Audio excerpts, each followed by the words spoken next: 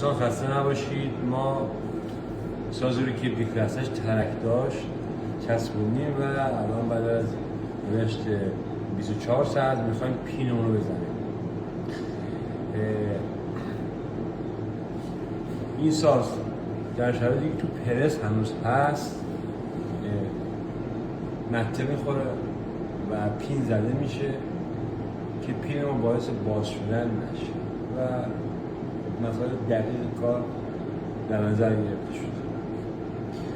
حالا با هم میبینیم این جریان که بیچشی نیست.